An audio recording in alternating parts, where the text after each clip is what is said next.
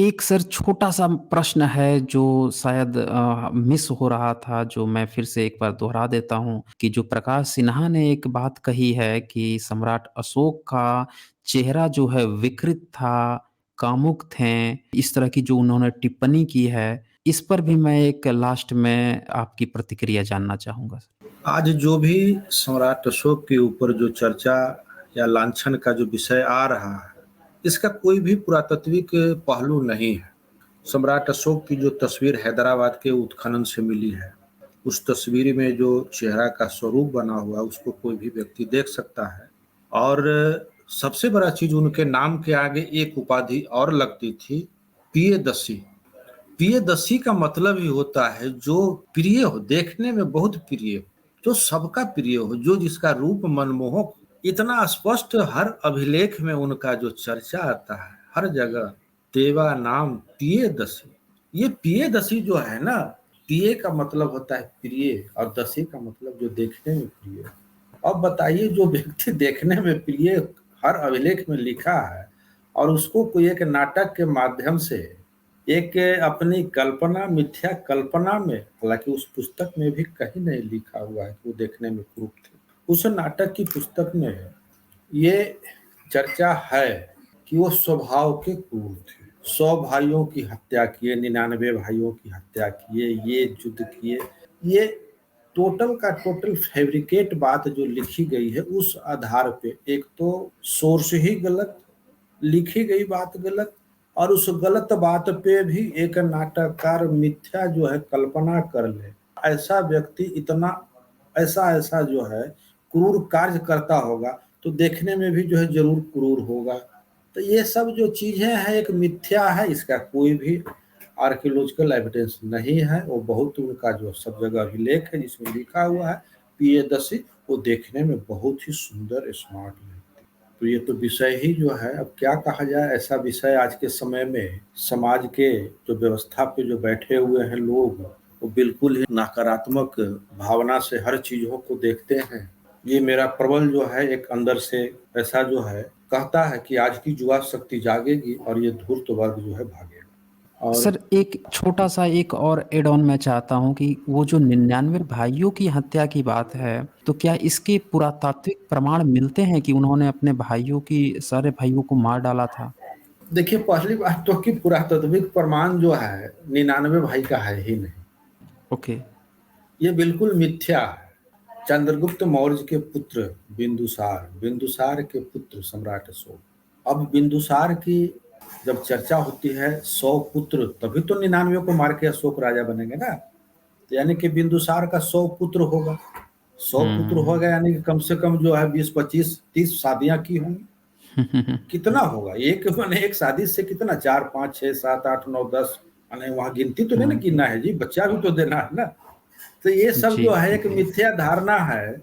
ये मैं पहले से भी इंगित किया हूँ, मैं भ्रम के पुलिंदा में लिखा हूँ कि देखिए ये ऐसा पुस्तक है, ये नाटक का दीपवंश महावंश, ये दीपवंश और महावंश की खेला है, ये दिव्यदान का खेला नहीं, ये खेला है दीपवंश महावंश। जो कहता है कि भगवान बुद्ध 3 बार श्रीलंका गए थे, जबकि भगवान बुद्ध श्रीलंका नहीं गए। दीपवंश ही कहता है कि सम्राट अशोक 99 भाई की हत्या की है, जबकि वो नहीं किया। ये चीज जो है, पुस्तक को तो आप ही, हम तो कहेंगे हम ही लोग स्थापित किए ना। इस पुस्तक को जी। कौन जानता था? हुँ। धूर्त वर्ग ने बहुत चालाकी से क्या करता है ना कि आपकी बातों को प्रमुखता देते हुए जी। सबसे ऊपर में छापेगा कि साइंस जर्नी बहुत अच्छा चैनल है, बहुत अच्छा काम कर रहा है, ऊपर में ही लिखेंगे। और उसके बाद जो है बीच के पन्ने में लिखेंगे ये बहुत कुरूप व्यक्ति, छोटे हुँ, से हुँ। शब्दों। अब ये तो लिख दिए जिसका ध्यान नहीं जाएगा, लेकिन कल होकर के जब जरूरत पड़ेगा तो एक लाइन को जो है ना वो सोर्स बनाएंगे, बाकी को हटा देंगे। तो हुँ। इन सब बातों को मैं भ्रम के पुलिंदा के पुस्तक में रखा हूँ कि भारत के जो धूर्त वर्ग है, ये एक अज्ञात लेखक बन कर करके आज के समय में ही अज्ञात लेखक का एक रूप लेगा और वो लिखेगा अन्य भाषा में। ये पुस्तक गुप्त कालीन है, पन्नी कालीन है, मौर्य कालीन है, वैदिक कालीन है, लिखेगा आज और उसको छोड़ देगा ठंडे बस्ते में। फिर उस पुस्तक का सहारा लेकर के दूसरी पुस्तक लिखेगा। तीसरी पुस्तक हुँ। लिखेगा, अब चौथी पुस्तक उसकी एविडेंस बन जाएगी, सोर्स बन जाएगी। हुँ। पाणिनि का न संस्कृत का पुस्तक मिला है, जैसे अभी चर्चा हो रही थी कि इतिहास को हम कैसे देखें, कैसे उसके सोर्स को समझें कि ये सही है, तो पाणिनि का काल जो है लोग उठाते हैं ईसा से 600 वर्ष पूर्व। तो 600 वर्ष पूर्व की भाषा और लिपि और लेखन वस्तु क्या थी, उस अनुसार पाणिनि का संस्कृत का अष्टाध्यायी मिलना चाहिए, नहीं मिलता है। पतंजलि का योग शास्त्र मिलना चाहिए, नहीं मिलता है। कालिदास का अभिज्ञान शकुंतलम मिलना चाहिए, नहीं मिलता है। दीपवंश महावंश मिलना चाहिए, नहीं मिलता है। तो ये 99 भाइयों की चर्चा ही जो है ना एक मिथ्या और किसी को लांछन और बदनाम लगाने की साजिश का एक परिणाम है। हम तो सीधा उस पर तीन ही महत्व देते हैं, तीन ही उद्देश्य देते हैं पुस्तक लेखन में। या तो किसी नाटककार ने नाटक मनोरंजन के उद्देश्य से कुछ रचना किया होगा और संजोग ऐसा रहा होगा कि पात्र का नाम मिल गया हो, जी। उसमें और कुछ नहीं मिलता है, पात्र का नाम सिर्फ मिल जाता है। या कोई साजिशकर्ता ने बहुत ही सूक्ष्म साजिश के तहत किसी को बदनाम करने के लिए ये पुस्तक लिखा, और क्या हो सकता है। बहुत हुँ, हुँ। सूक्ष्म से जी। ये ऐसा नाटक का पुस्तक जो है लिखो और इस नाटक के पुस्तक के माध्यम से उसको बदनाम किया जा सके। लेकिन आज के लोग जो है ना उस नाटक के पुस्तक में पुष्यमित्र का पाठ को पकड़ करके उसको हाईलाइट कर दिए। 99 भाई, जबकि सम्राट अशोक का पुरातात्विक अभिलेख जो एविडेंस है कहता है पाटलिपुत्रा में उनकी जो है उत्खनन में जो नगर मिला है, अवशेष मिला है, उस नगर में वो अपने भाई के लिए सम्मान पूर्वक घर में, क्योंकि उनके भाई जो है भिक्षु हो गए थे, वो घर में नहीं रहते थे, वो कंदराव में रहते थे, गुफा में रहते हुँ, थे, हुँ। राजगीर पहाड़ पर। तो उनको जो है घर में रखने के लिए अपने भाई का, ताकि लोग बदनाम न करें कि भाई को घर से भगा दिया, इस वजह से एक अपने किला के अंदर पहाड़ बनाए थे ताकि भाई इसी पे रहे, आर्टिफ़िशियल पहाड़। आर्टिफिशियल पहाड़। आर्टि अब उस पहाड़ को आज भी जो है हम लोग पटना में वो मोहल्ला है, जैसे पहाड़ी पर मोहल्ला है, भिकना पहाड़ी मोहल्ला है, आज भी वो जगह है। ओके। तो ये सब तो चीज जो है पाटलिपुत्रा में आज भी कोई देख सकता है कि वो पहाड़ी पर है, वो भिकना पहाड़ी है, आज भी है।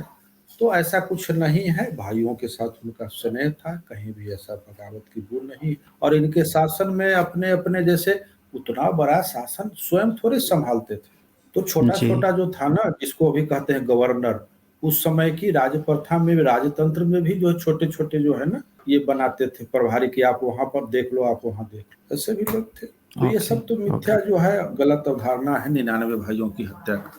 जी, बहुत शुक्रिया सर, आपने बहुत महत्वपूर्ण जानकारी दी है और साथियों आप लोगों को भी क्लियर हो गया होगा कि जिन किताबों के आधार पर ये लांछन लगाए गए हैं, वो किताब ही फर्जी हैं, पिछले 100 150 सालों में धूर्ततापूर्वक लिखी गई हैं और जो सबूत है, आर्कियोलॉजिकल एविडेंस है, उससे ये साबित हो रहा है कि सम्राट अशोक के भाई जो हैं, वो उनके राजा बनने के बाद भी उनके साथ हैं।